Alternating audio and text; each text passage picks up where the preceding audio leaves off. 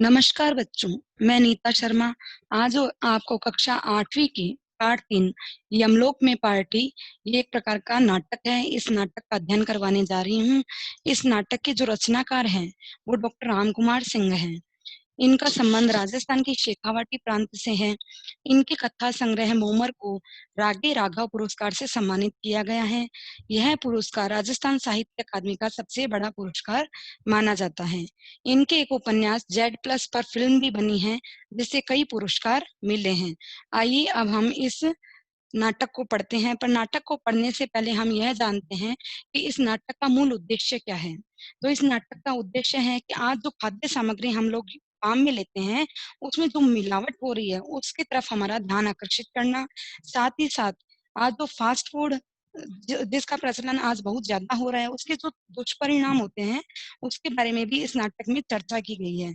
यह नाटक हास्य और व्यंग्य से संबंधित है।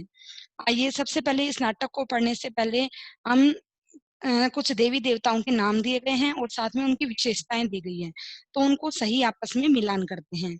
नंबर 1, विष्णु। विष्णु जी कौन है? शेषनाग पर लेटे हैं। इसको आप मिलाइए, शेषनाग पर लेटे हैं। नेक्स्ट देखिए, नंबर 2, हनुमान। श्री राम के भक्त हैं। नंबर 3, शिव। हाथ में त्रिशूल व माथे पर चांद है।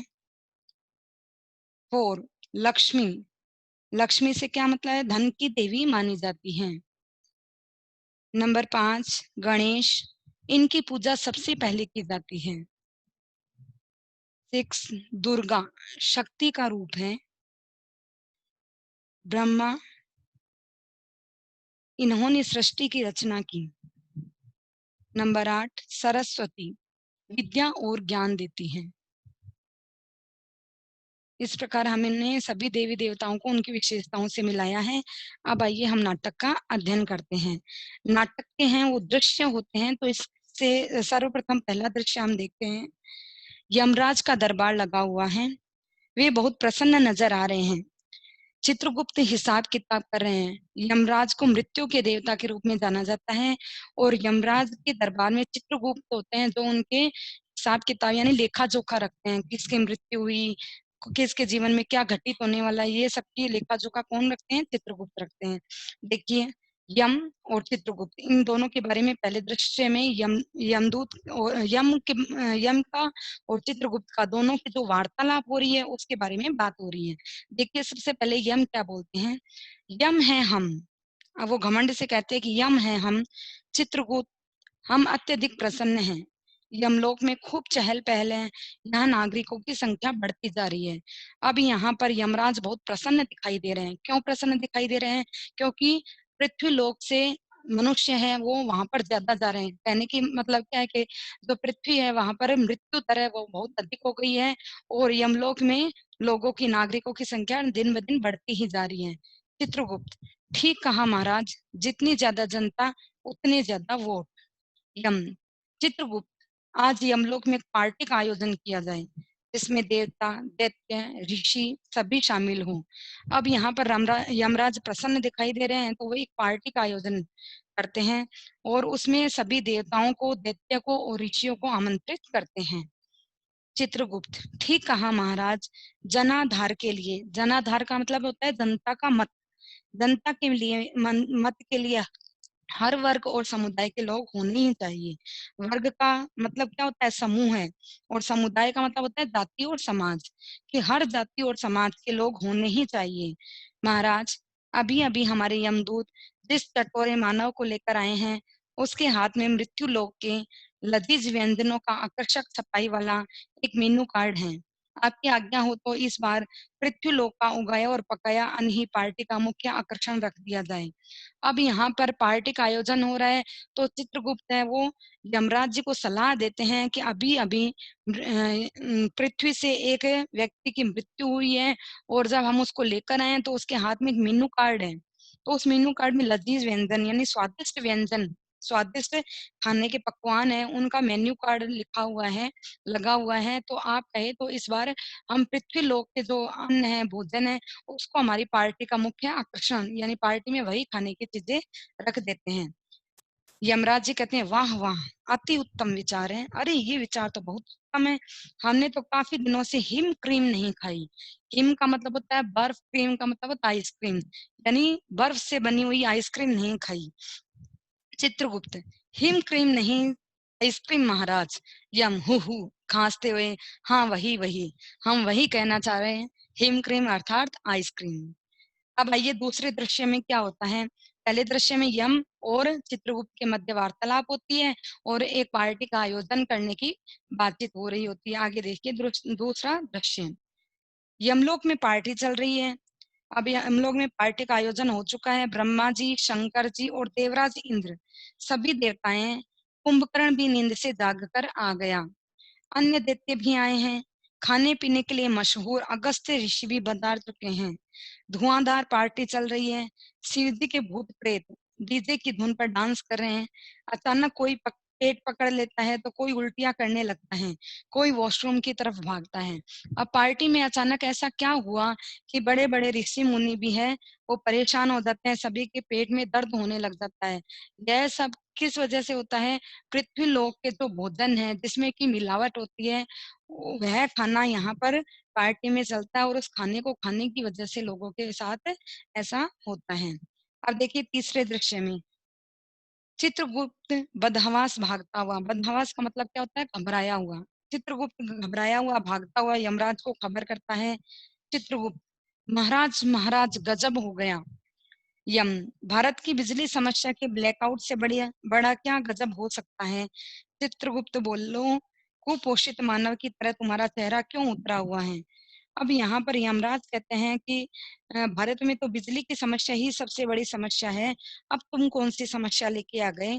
कुपोषित यानी जिसे कोई अच्छा भोजन नहीं मिला हो, या आपको जिसको किस अच्छा भोजन नहीं मिला होता है उसका चेहरा उतरा हुआ होता है, उसकी तरह ही तुम्हारा चेहरा उतरा हुआ है। तो मानव की तुम्हारे की तरह तुम्हारा चेहरा क्यों उतरा हुआ है? यानी कुपोषित मानव की तरह तुम्हारा चेहरा उतरा हुआ क्यों है? तुम घबराए हुए क्यों हो? क्या बात है? तो आइए ये 3 दृश्य अपन ने तीसरा दृश्य हमने शुरू किया है, लेकिन उससे पहले हम थोड़ा-सा शब्द भंडार देखते हैं। जनाधार, जनाधार का अर्थ होता है जनता का मत। वर्ग, वर्ग का अर्थ होता है समूह या कक्षा। समुदाय, समुदाय का अर्थ होता है जाति या समाज। लजीज, लजीज का अर्थ होता है स्वादिष्ट। व्यंजन, व्यंजन का अर्थ होता है पकवान। बदहवास यानी घबराया हुआ। कुपोषित यानी बुरा पोषण, जिसे अच्छा भोजन नहीं मिला हो। नेक्स्ट देखिए तीसरे दृश्य में, अब चित्रगुप्त यमराज जी के पास भागकर आते हैं और उन्हें सारी घटना बताते हैं। चित्रगुप्त, महाराज पार्टी में कई लोगों का पेट खराब हो गए हैं, उल्टियां हो रही है, बड़े बड़े दिग्गज वॉशरूम की तरफ भाग रहे हैं। दिग्गज का अर्थ होता है महान लोग, कि महाराज पार्टी में कई लोगों का पेट खराब हो गए हैं, लोग उल्टियां कर रहे हैं, बड़े बड़े महान लोग वॉशरूम की तरफ भाग रहे हैं। यमराज चौंकते हुए, इसका क्या कारण है चित्रगुप्त? अब यमराज को अजीब सा होता है कि ये मैंने पार्टी में इतना अच्छा खाने का मेन्यू डिसाइड किया, फिर ये ऐसा क्या हुआ कि लोगों की अचानक तबीयत खराब हो गई, तो इसका क्या कारण है चित्रगुप्त, तुम पता लगाओ। चित्रगुप्त, महाराज बिना उगाया अन्न, बिना उगाया अन्न का कहने का मतलब है जैसे आजकल पैकेट्स में बाजार में रेडी कुक फूड आते हैं जिसको बस पानी लाया, पानी में उबाला और खाया, तो उसको यहाँ बिना उगाया अन्न बताया गया है। महाराज बिना उगाया अन्न और बिना श्रम के पकाए जाने वाले खाद्य खाने वाले देवता, जो सदैव अभिनेताओं द्वारा अनुशंसित वाटर फिल्टर का ही पानी पीते हैं। अनुशंसित का मतलब सिफारिश किया हुआ। आज हम देखते हैं आरओ, एक्वागार्ड, इनके ना अपने टीवी में अलग अलग तरीके के ऐड आते हैं, तो और उन ऐड में अलग अलग अभिनेता हैं, जैसे बड़े बड़े नेता वगैरह आते हैं और फिल्म मूवीज के एक्टर्स वगैरह आते हैं, तो वो उन एक्वागार्ड के, आरओ के, इनके ऐड करते हैं, तो उससे हम प्रेरित होते हैं कि अरे अच्छा अमिताभ बच्चन ये पानी पीते हैं तो हमें भी यही वाली पानी पीना चाहिए। तो ऐसा वाला पानी पी के लोग वाटर फिल्टर का पानी पी के लोग अभ्यस्त हो गए हैं उस पानी को, तो हो सकता है उसकी वजह से उनके पेट में दर्द हो गया होगा। उनके सहित विभिन्न दैत्य और लंबी डकार लेने वाले चिरंजीवी ऋषि, अब ये देवताएँ वो भी फ़िल्टर पानी पीते हैं, तो उनके साथ-साथ विभिन्न प्रकार के दैत्य हैं। अब दैत्य होते हैं वो तो इंसानों को भी निगल जाते हैं, तो फिर उस खाने से उनके क्या असर पड़ने वाला है? लंबी डकार लेने वाले चिरंजीवी ऋषि, बड़े-बड़े ऋषि-मुनि हैं, चिरंजीवी यानी लंबी आयु तक जीने वाले। ये सभी मृत्यु लोक के भोजन से बीमार पड़ गए हैं महाराज। अब ये यहाँ पर वर्णन करते हैं कि जो देवता हैं, जो तो खाद्य सामग्री है भी है वो अच्छी से अच्छी खाते हैं, फ़िल्टर वाटर का पानी पीते हैं, दैत्य हैं वो बड़े-बड़े लोगों को खा जाने वाले हैं और जो ऋषि-मुनि हैं वो तो लंबी उम्र तक जीते हैं, ऐसे लोग भी महाराज बीमार पड़ गए हैं। यम क्या कहते हो?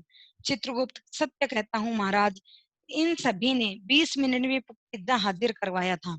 अब ये घटना का वर्णन करते हैं कि क्या-क्या हुआ था, कि इन सभी ने 20 मिनट में पिज़्ज़ा हाज़िर करवाया था। अब इतनी ही देर में एम्बुलेंस बुलाने की ज़रूरत आ पड़ी है। ये सभी झिंगा-लाला हो रहे हैं, अब गए कि तब गए। ऊपर से पूरा फ़ास्ट फूड मेनू चाट गए हैं। अब यहाँ पर क्या बताया गया है कि यहाँ पर जो पार्टी चल रही है उसमें उन्होंने 20 मिनट के अंदर, ऐसे बोलते हैं आधे घंटे के अंदर पिज़्ज़ा आपके घर पर पहुँच जाएगा, तो उन्होंने भी पिज़्ज़ा ऑर्डर किया था कि 20 मिनट के अंदर-अंदर पिज़्ज़ा हाज़िर हो जाएगा।